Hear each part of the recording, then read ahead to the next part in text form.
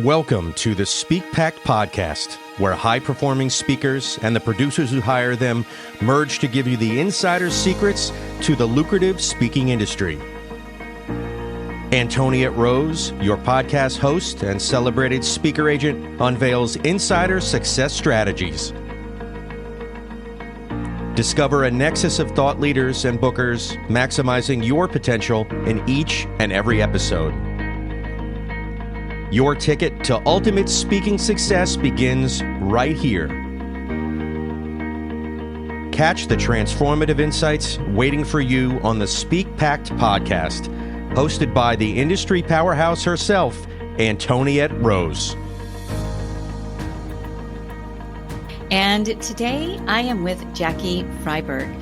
She is a leadership coach and a sought-after, renowned author as well of 9 award-winning books. 2 I'm super fascinated with and will definitely be sharing with you. But first, I just want to welcome you to the stage, Jackie. Oh, delighted to be here. Thank you. Well, thank you for spending your hard-earned time with us. I know we're going to dive in to some real gems, and this audience is going to really be able to go there with us. So I'm excited to get started. Your books, you've got 9 of them. I just would like to really touch on 2 of them really quickly, and that is Nuts. And I'd love to know how you came up with that name, what that's about, and Life by Design, 7 Principles for Success and Significance. I think that there's a real gem in just that name alone. So where did these books derive from within you, and why did you feel like it was important to write them? Oh, thank you. Thanks for asking. I would tell you that my passion and love for leadership drove them. I've been probably a student of leadership since I was 7 years old. My dad would invite me out on dates and he would talk to me about business. Even though I didn't necessarily know we were talking about business, he was planting the seeds of leadership in me at a very, very young age. That said, he would talk to me about really gifted, great bosses and then really bad bosses. And he treated me as an adult, even at 7 years old. And whether I was aware of it back then or not, he really did inspire me to have a passion and a love for leaders and leadership. That said, went to graduate school. My husband and I both decided that we were going to really try and dig deep into leadership. And we discovered a company that was founded in Texas, and you know Texas, and the company is called Southwest Airlines. And we learned early on that was a notable, noble, really worthy company to learn more about because of the leadership that founded it, and then the innovative service and strategy practices that helped create it. We went to Southwest, knocked on their door when we were graduate students, I mean literally doctoral students, and said, "We think your story is worth writing about. We want to write dissertations." They let us come in and write dissertations. We both wrote dissertations that were like 7 inches thick. Nobody besides our committees in the academic environment were going to read them. So about a year later, we collapsed both of our dissertations and we asked Southwest Airlines once again if we could come back and write a popular press book. We did that. We spent countless hours with Herb Kelleher, Colleen Barrett, who we've lost both of them in the last few years, but they were really notable founders of an airline that has, pretty much become a world phenomenon. They are the most profitable airline in the world, really. And so they've got some principles and some secrets that people wanted to know about. We wrote about them, though. This was 28 years ago when everybody wanted to know their secret and their story. That book launched us. We talked about leadership. We talked about service. We talked about innovation. And the title of the book was really based, which is your big question, was really based on the fact that the only meal they served was a bag of peanuts. So the title of the book. Oh, I get it. Okay. Yeah, that's the title I of the book. lost a tooth once upon a time. On a peanut? Yes, because I guess the air pressure or something. Anyway, go ahead. Oh gosh, sorry about that. Anyway, the book was titled Nuts, Southwest Airlines Crazy Recipe for Business and Personal Success. That book became an international bestseller. And then that gave us entree into a lot of other organizations that we identified as best places to work. They were recognized as best places where the best people wanted to work. Those best people wanted to do really good, worthy work, and they wanted to make their corner of the world a little bit better. That's where we started, and that's where we still remain today. Well, you obviously made a difference at Southwest because they are set apart when it comes to their personability. Like I've got friends who have really just, kind of endless pockets, and they will choose Southwest, even though they don't have first class and business class, and, they don't have kind of maybe some of the fancier setups that some of the other airlines do, but you feel like you're with friends. And that has continued on. They've really kept that even after all. Flying used to be fun, right? Not so fun anymore. It's just a different world. Having to go through, as North Americans anyway, we really never had to go through what other countries had to go through just to get onto an airplane. And now we do. And you're basically stressed out by the time you actually get to be able to sit down and wait to be called onto the airplane. But when you're with Southwest, there's just this feeling that they actually like you. And I would like to say that you probably had something to do with that. Well, you know what? I'm not going to claim that kind of fame and that kind of impact. I would say it was really Herb Kelleher, Colleen Barrett, who were, leaders that we couldn't get enough of. Mm-hmm. If Herb was a strategist and a brilliant people connected leader, Colleen was the one that made sure every detail was every dot was, every I was dotted, every T was crossed. She was also recognized within the company as not just someone that knew the details, but she was also recognized, and her claim to fame within the company is she was noted as the Queen of Hearts. So she really was the person behind the culture that made them so notable, the service strategy that was really all about serving people in a positively outrageous way. Yes. And what we had the freedom and the honor to do is we had the chance to go in, and even though dissertations and doctoral work had given us, full year of research and heavy duty, deep connection, and broad as well, we also spent another year, and we spent one day every month for an entire year with Herb and Colleen, just learning about the nuances of how they started the company, how they're running the company. We talked to people at GE who provide the engines. We talked to people at Boeing who work with them to design the aircraft. We talked to people in competitive places. So they gave us full entree. And I would say I wouldn't want to take anything at all away from them in terms of it was us. They did it. We got to document it. That was the beauty of it. Yes. Well, and they had to be open to you for a reason. And there is a reason that you have been dubbed of the top 30 best minds on leadership. That's pretty astounding. There's a lot, I don't know, probably countless. I would venture to say hundreds of thousands, if not in the millions, of those who boast being a leadership consultant or a leadership expert, and you are dubbed in the top 30. So you've got that connection piece. In my book, you're not a leader until you really understand how to connect. If you can't connect, it's a dictatorship, right? It's a little bit different than actually leading people who want to be there and who can really get your vision across. So what amazing work. I can't imagine what it would have been like, especially coming right out of kind of just stepping right into that world and getting the doors open by a company like that, open to listening to your ideas.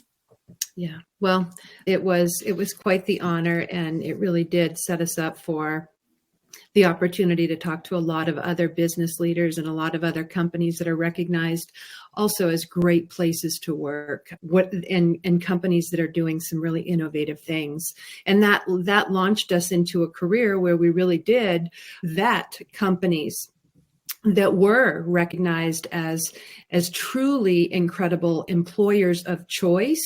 And then we started writing our series of books on those kinds of companies. And I'll tell you, one of the things that we realized is, everybody wants to be a great leader. Everybody wants to be a gifted leader, but unfortunately, we don't have a whole lot of organizational safety nets that allow people to learn the kinds of skills that are just what you described, people connecting skills. Most organizations that we work with, that we have gotten to know, that we have either coached, consulted with, or even had speaking opportunities with, they promote people into leadership positions because of a gift that they might have in sales, a gift that they might have in technology, a gift that they might have in any kind of engineering place. They're gifted at what they do in terms of some technical competence. And then all of a sudden, because of their giftedness in that space, they get promoted to, guess what? Manage and lead people. And that's a very different skill set. And so we expect that people are just going to automatically know how to connect. And that's not always true. We have a lot of gifted performance, productive, driven, and guided people, yet they're not quite as gifted and comfortable connecting with people. Yes. Well, you got good at what you did, right? And you and your husband working together, I think that's fabulous. At what point did something click in your head and cause you to get your voice onto stages? Were you like, okay, we have this company, I need to get the word out, I'm gonna utilize stages for that? Or were you wanting to supplement your income? Was it a hybrid of all of that or none of it? What was the journey to the stage for you? Well, the journey to the stage, really, it was kicked off by the books that we wrote, because the books that we wrote were describing great leadership, which I just described as a deficit in many organizations. Great cultures. A culture is as much the will of the people as it is the will of the leaders, those in high level, C-suite positions. Everyone has to own the culture because it has to come to life top, bottom, and middle of organizations. We wrote about we wrote about companies that were noted as great service providers. And so I think what happened is people were realizing that we were pretty knowledgeable, and we had an outsider's perspective, but an insider's perspective as well to a lot of companies. And so we were invited in to speak to what are some of those leadership and business best practices that we could borrow from. Not take lock, stock, and barrel, by the way, but how could we borrow from them as well? And then how could we enhance our leaders? How could we enhance our culture? How could we enhance our service strategy and become far more innovative in the spaces that we operate in? So did it start with your publicist saying, hey, you've got this book, I need you to get on stages? Or was that something that you aspired to do? It wasn't something that I aspired to do. It was something that I learned to do. And I think it was something that happened organically. I'm very grateful that it happened like it did. But when the book started when Nuts became an international bestseller, everyone wanted to have us in. I wouldn't say everyone, that's a gross exaggeration, so forgive me for that. But we had a lot of speaking requests. and invitations to come and share the principles that we wrote about in the book. That's how it's happened. Our books have become the calling card that then, organizations will invite us in to say, okay, yeah, we'd like to learn a little bit more about leadership. We want to learn a little bit more about service. We want to learn about culture, engagement, innovation. Or, recently we're finding that so many organizations are really realizing that it's not enough to just be profit driven. You have to be purpose driven as well. And you'll see one of the books that's behind me is the title of it is Cause, and it's a business strategy for standing out in a sea of sameness. Organizations are always looking for ways to stand out in a sea of sameness and differentiate themselves in the marketplace. And part of its leadership, part of its culture, part of its values, part of its service strategy. And then it's also a cause, a mission, a purpose that causes them to say, we don't just make money, we make money, which is important. We have people who work with us and for us who are really great and gifted performers. And, oh, by the way, we're actually having an impact in the community that we're serving. We're making a difference in the world. We're moving the needle in that direction too. Okay. Oh gosh, so much goodness there. So did it start with you were kind of drawn in because of the books into corporate trainings, and then from there you did more bigger stages, motivational leadership talks? What was that journey, and what do you, Jackie, enjoy the most? Oh, it was both and. There's no straight line to where from where I was to where I am. I'm going to tell you, it's just like life. Mm-hmm. It has, as much as you'd love it to go this way, it goes this way. Yes. Peaks and valleys. It dips down and then it goes back. Spaghetti bowls. Yeah. I mean, that's been the journey. The journey was big stages in the very beginning. Then it went to, well, wait, maybe we could have more of an impact if it wasn't big stage where you've got an hour or 90 minutes or maybe even 45 and that's it. But maybe it's doing some in-house, really deep consulting work where you actually help an organization create their leadership pillars. And from their leadership pillars, what values are going to guide and drive your behaviors of all of your people. And then, what is the cause that the mission that people are going to, attach themselves to, in addition to just, the what and the how they do every day. It's how do you connect what you do, all your roles and responsibilities, and how, the boundaries within which you're performing, to a why, a cause or a calling that's really important and really meaningful. And that's what gives you an extra spring in your step. And that's what inspires and empowers and informs the what and the how. So it has been all over the map in terms of big stages, coaching to, one-on-one coaching to executive teams, and then in-house workshops where we get the chance to really empower and enable and equip people with the kinds of strategies that will help them lead and manage their departments and their teams with some very specific skill sets, leadership skills. I believe, I'd love to hear your thoughts on this, but I believe a truly excellent sought and soon to be sought after, if they're not already, speaker understands how to bridge their talk, right, their principles that they're bringing to the stage with, if you're a corporate speaker, with the culture and the values of that particular organization. Can you speak on that a little bit? Absolutely. I think a lot of speakers have a shtick, they have their theme, their niche, their lane.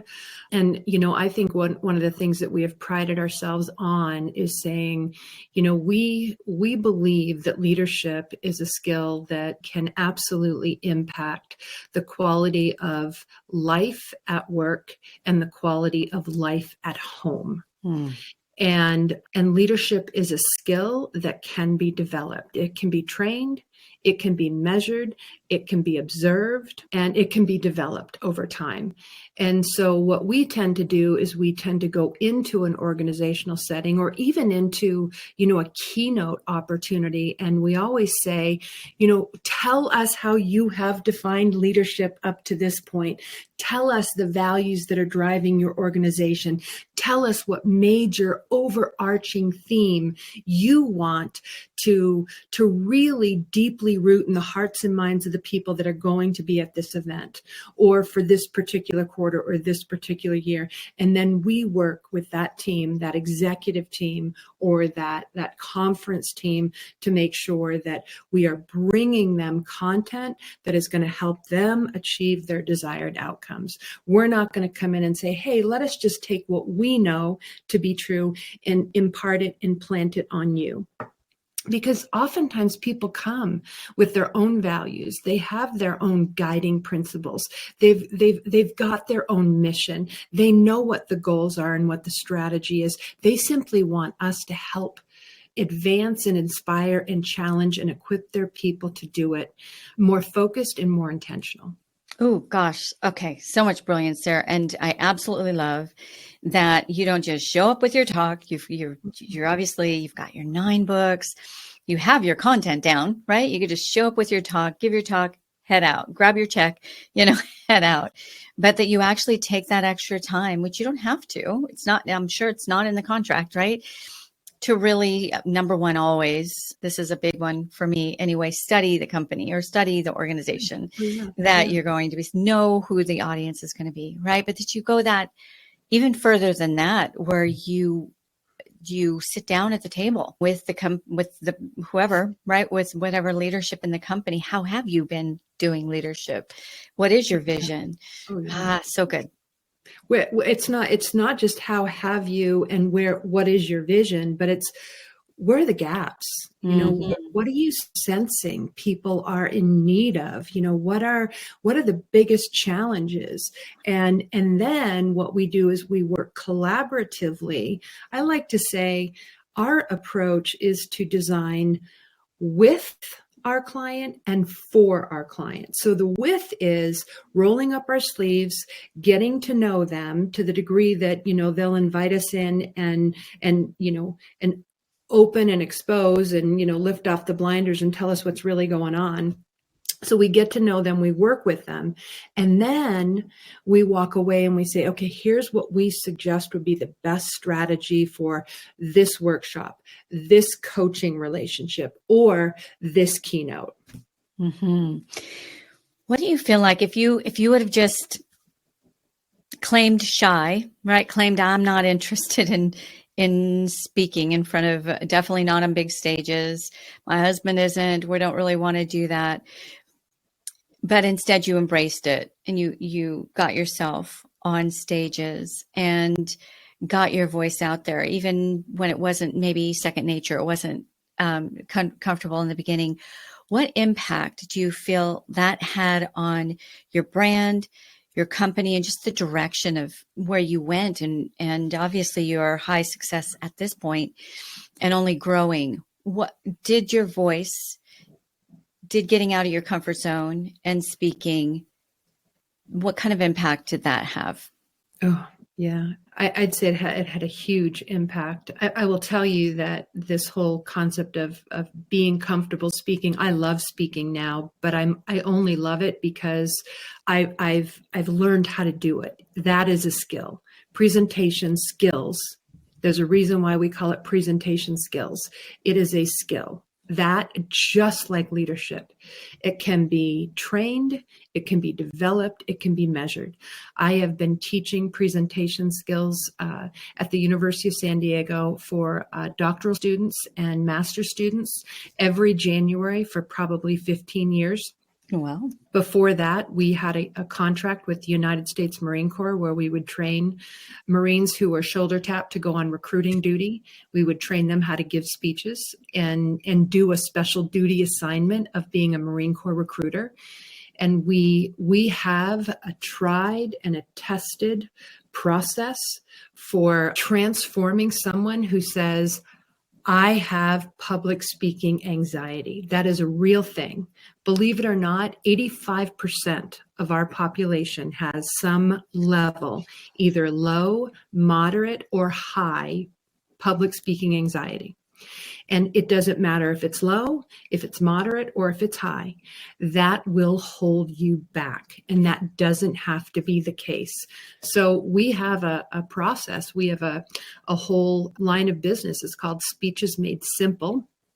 And we know how to equip people with the tools, the resources, the training, the methodology that can transform their ability to speak in front of a group, whether it's a small group or a large group. I can transform someone in 2.5 days. I promise you I can. I am one of those people. I can do that because it happened to me. Because you went through it. Yeah. I went through it in graduate school. I went through it, and the beginning, it's not easy. It's an uncomfortable journey, but just like public speaking, leadership should be and is an uncomfortable journey, because you have to get uncomfortable doing it, trying it, testing it before you get comfortable. It's a learned practice of discomfort. A learned Both practice leadership of discomfort. and presentation skills. Ah, so good. I'll tell you, I think I've really excelled as an agent, because I want that excuse to not have to get on stages myself.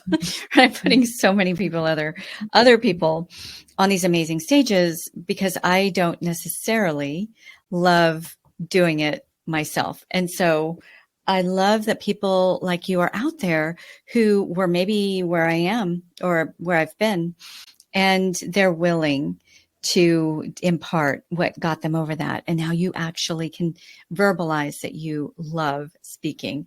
Absolutely adore that. So what would you say, what are the life and work trends that an emerging speaker might need to really understand to be a leader in that, in what they're intelligent in, but getting their voice out there? Well, I think there are a couple of different trends that people, probably should be aware of, and I think there are work trends and there are life trends. And let's just tackle the work trends first. I think two big work trends that we're all up against right now is digital transformation. Mm-hmm. Whether it's digital threads, whether it's digitization of everything and automation of everything and AI and, all of the resources and access that we have to digitization of all things. That's one huge trend. And I think that is, it can either scare you or it can accelerate you. And I think the other big business trend, and it's not anything new, it has everything to do with what we've been talking about for most of our time together so far, and that's leadership. Leadership will never go away, and leadership is that one human quality that will allow for all others if we're doing it the right way. And so I think we need to get better at embracing the technology that's out there through courageous leadership.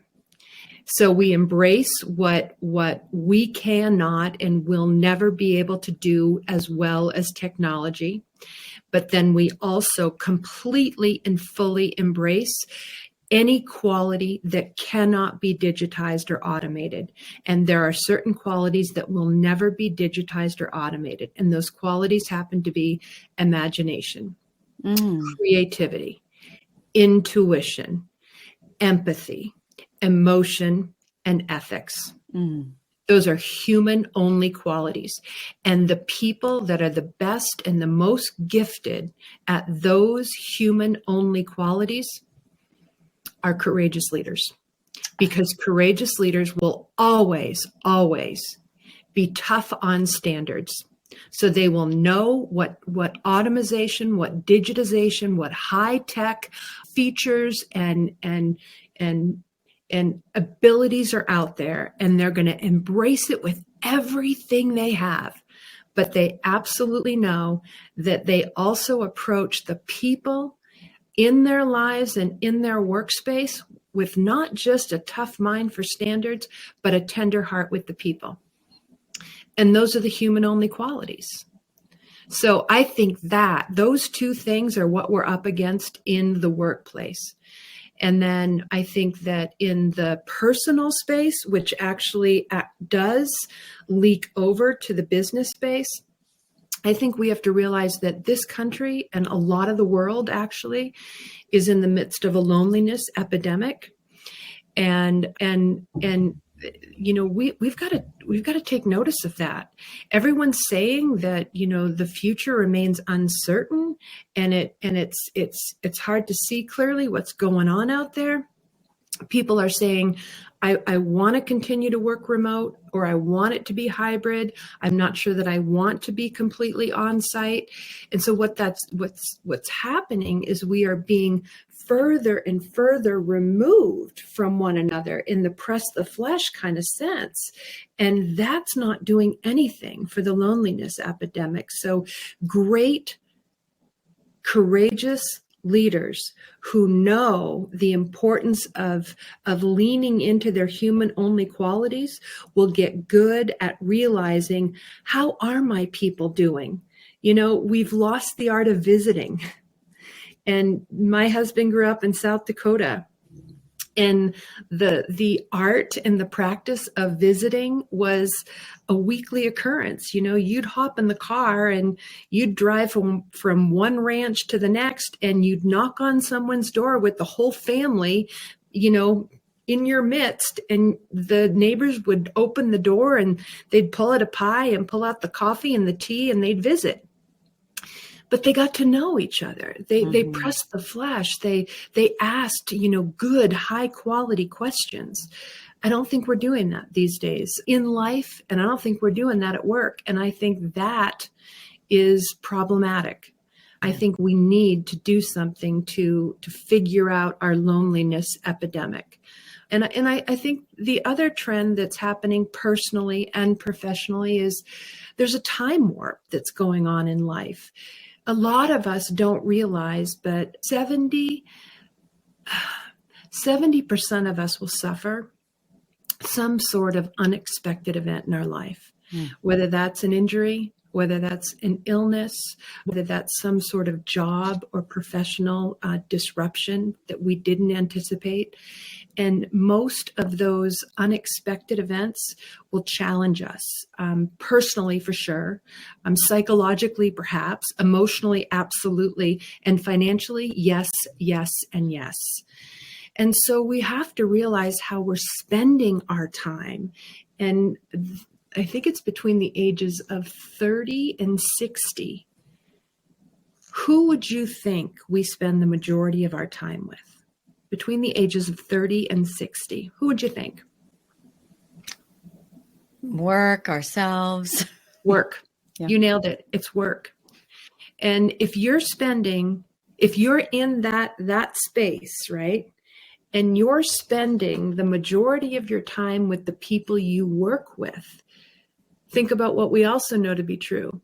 We become the average of the 5 people that we spend the majority of our time with. How's that working for you? If you look around and you're really intentional about the people that you're spending time with, are those people drawing really great, good things out of you, or are they dragging you down? Right. Lots. We could spend a podcast on each one of those things: leadership, digitization, time, and loneliness. Okay. There was so much there. What I'd like to know, because this is happening, right? You could put your head in the sand, pretend digital is just going to go away, right? It's going nowhere and it's only going to grow. So embrace it, right? And to the degree that you can. But is there some sort of superpower that can help an emerging speaker kind of navigate these trends in a very highly competitive space? Well, if you're talking about a superpower that's going to help an emerging speaker, I would say, Most of whom are business owners or high achieving. They're in a field, whether they're working for a corporation or for their own. yeah, my answer would be different if it were for, the market and the demographic that I typically work within. And that is, if I were talking to emerging speakers, yeah, absolutely, you can be courageous, and that's important. But they're going to go, what? What do you mean? I think for an emerging speaker, I would say you need to find out what your gift is. What is your message? What is it that you are so competent, confident, and convicted, and how can you actually share that in a compelling fashion so that it meets the needs of the people that will be listening to you? An emerging speaker would be really wise to realize that their job is not to be the hero on stage. An emerging speaker, a gifted speaker, a really well sought after speaker is a speaker who says, it's not about me ever being the hero on the stage. It's not about me. It's about the audience. How can I make the audience the hero of their lives, personally and professionally? And I simply serve as a guide to helping them achieve that. But you can only do that if you've got the right content. Sorry. No, you're amazing. Make the audience the hero of their own lives, their own journey. Absolutely. But you can only be the guide to help people rise to the place of hero if you have the content that will help them become heroic. Okay. Yeah. So how do you do that as a speaker? You've got your talk. Are there ways to bring in the audience's own sense of responsibility in the journey? It is absolutely important to bring in the audience's sense of responsibility in the journey, but as the speaker that has been invited in to add value, I think you have to make sure you are a subject matter expert in a topical or content area that is truly important to helping the audience achieve their desired outcomes, not mine, but their desired outcomes. And so when a lot of the work that I do is grounded in courageous leadership. Because as I've noted before, courageous leaders are people who are tenderhearted with the people around them, but they're tough-minded on the standards that they believe in. So you can play that card anywhere. I mean, I can go into a high-tech group and I can say, you know your lane way better than I do. Are you tough on those standards? And with a capital A-N-D, and when you're working with a team and trying to develop and enable and equip a team, are you tender enough with your people? Are you clear and are you kind? Are you a gifted and a really good, intentional, consistent coach with them? And, do you know what they need to advance and accelerate? Or let's ask the tough question. Are you holding them back? And are you sharing expectations without figuring out what's getting in their way? So, but see, I'd do my homework. I'd find out exactly where their stopgaps are. And then I'd design a message that would say, okay, let's figure out, I'm your guide. Let's figure out how you as the hero can overcome those stopgaps and equip your people with what they need so they can overcome their stopgaps. Okay. Tenderhearted and tough-minded. Really, really love that. You now, as a recognized leader on leadership, and also a sought-after speaker, what does your future look like? Are you wanting to always have the blend of running your company and consulting and actually helping others kind of excel through the power of their voice? Or are you more just wanting to get your voice out there? Like, are you wanting to do the consulting, coaching, and the speaking? Do you enjoy both sides? And do both sides serve the other? If that makes sense. I want my cake and I want to eat it too. So the answer is I want both and. I don't believe in an either or life. You know, I mean, I'm at a point in my life where my children have launched, which is different for most people, right? But I'm at a place right now, and quite frankly, I'm at a place right now where I think I've earned some badges and some stripes and, you know, some credibility. And so I do want to continue to be on a stage and be a keynote speaker and a workshop leader. I also love helping people become gifted. That's part of why I go to the university every January, once a year. They only offer that class once a year because that's really all I can do it for. But so I love giving back to the university and working with doctoral students. We work with executives who want to become better, more gifted speakers and emerging leaders who want to build that skill as well. And I'm hosting a leadership or a courageous leadership mastermind starting in the fall. So, you know, that's a way to do more coaching versus just keynoting. But I want to do both because I think I can at this stage in my life. I've got the time. I've still got the energy. I still have the content and I still have the passion. Well, how important do you feel like it is to, let's just say, not an emerging speaker, an emerging leader or a corporate leader, to know how to present well and speak? It is probably one of the best skills any leader could continue to develop. I have been in too many corporate settings where a senior executive opens the conference and they're nervous. And you can see it and you can feel it. And that's not the best foot forward. I've also been to many company dinners, lunches that have teams that attend, and the senior most leader feels like they have to hold court. And so you've got people that have a phone under the table and they're kind of trying desperately to hide the phone under the table, but they're doing their own thing. Or down at one end, they're kind of kicking each other down at the table going, oh, there she goes again. There he goes again. It's all, you know, it's holding court again. And, you know, I learned an incredible lesson probably 20 years ago from Ken Blanchard.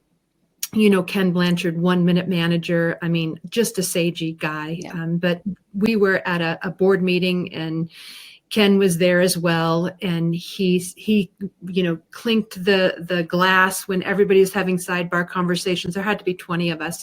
And he said, wait, I want everyone to just, you know, stop talking for just a moment. He said, what I'd like to do is I'd like to actually pose a question to the table. And I'd like all of us to think about it and then go around the table round robin, just answer the question. And the question that he posed to all of us is, what has become new to you lately? And, you know, if leaders, whether you're an emerging leader or a very seasoned, sagey leader, if any opportunity they had to have a group in front of them and it was sort of, you know, sidebar conversations, you know, you're talking to whoever happens to be seated closest to you. What if they just engaged in a group collective conversation and planted a really rich quality question on the table? The quality of our questions will impact the quality of our relationships, and the quality of our relationships will impact the quality of our lives. Why not impact the quality of the lives and the relationships of the people that you work with, not just live with?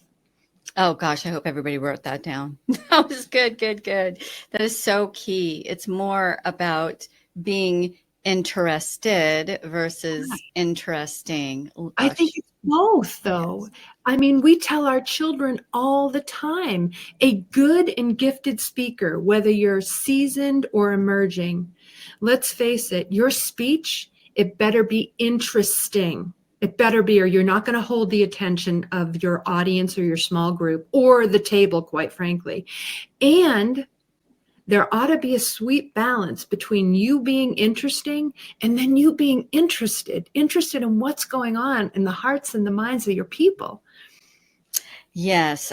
Okay. So have you ever been interested in somebody whose only goal is to be interesting? Like they just aren't interested in you. You can tell they're not engaged with you. They're more concerned with you liking them, right? You being, so there's such a fine line between that balance of, I think being interested is interesting. Yeah.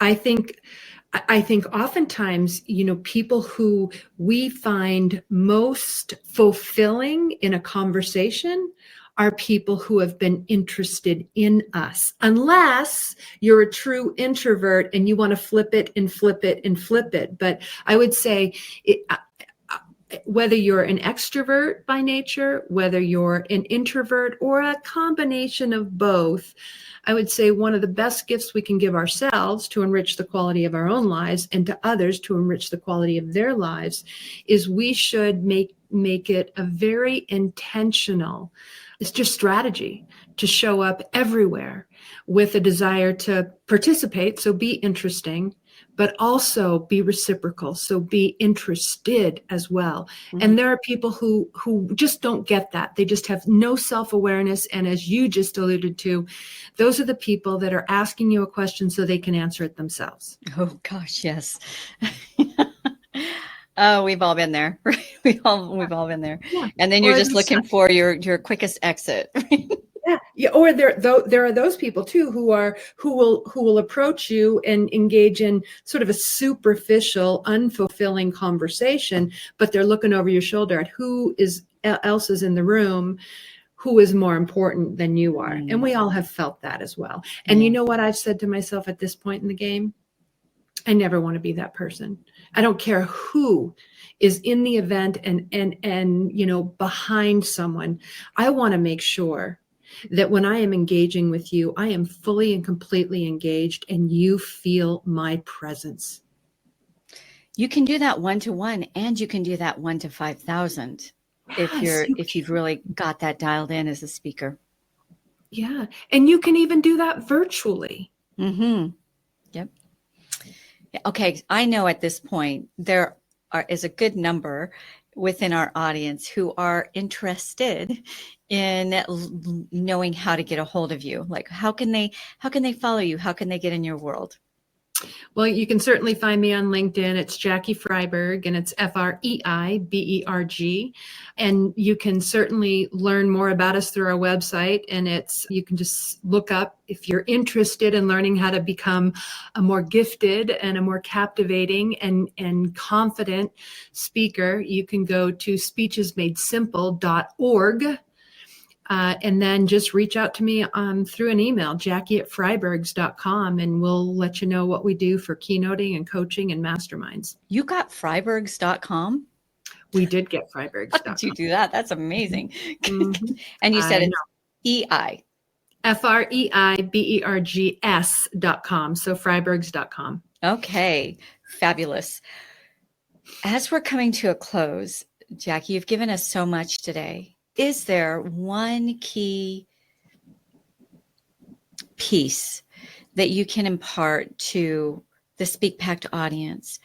If they were to apply this one key thing, they would make a greater impact. They would become more in demand as a speaker. As you know, the show is SpeakPact, and together we make a pact to make that greatest impact that only we can in our sphere of knowledge, right? If you were to start all over right now today, what is one of the key things that you would do? I would ask more questions. I would absolutely engage in a learner's journey. And I would we talked about it a minute ago, everybody wants to be asked and everybody wants to be interested in. Become an investigative reporter on people who are in the space. Become an investigative reporter with people who already operate in the demographic or the space that you might want to be coaching, speaking, keynoting in. And just ask a lot of questions. So be as interested as you can possibly be. The more interested you are, the more interesting you will become. Perfect way to wrap up our entire conversation, because it's really, that's the culmination, right? That's the connection piece. And I'm with you, right? You can't be a great leader once you step out of that learner's journey. I think you start going backwards. The only way to go forward, from what I've experienced and what I've seen in others, if they are humble enough to remain on that learner's journey. So there's always another summit, right? There's always that next place you can reach, more people you can reach. So fabulous. You brought a lot to the show today. And I know that if anybody was truly clued in, they've got to have at least 20 pages of notes, because I have a bunch, and I'm trying to conduct the interview and take the notes at the same time. So I just wanted to really thank you for sharing your hard-earned wisdom with us and the SpeakPact audience. Oh, my pleasure. My pleasure. Thank you for having me.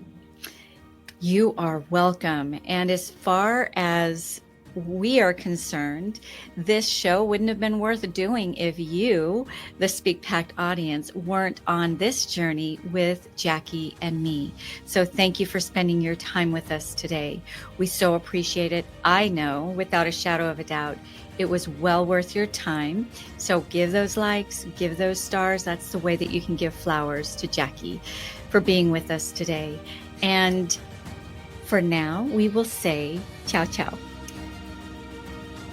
Thank you for listening to the SpeakPact podcast. To become a recommended speaker of Antoniette's WPC speaker agency, or you are a host or planner looking for a dynamic expert in optimized performance, Antoniette would like to personally meet with you. Secure a time with her at speakerbooker.com. Again, that is speakerbooker.com. It all begins with a vision, a voice, and a pact to impact. Join the SpeakPact movement by joining our new private Facebook group at the link in our show notes. Find us on nearly every social media platform at One Antoniette. That's number 1, ANTONIETTE, or simply hashtag SpeakPact.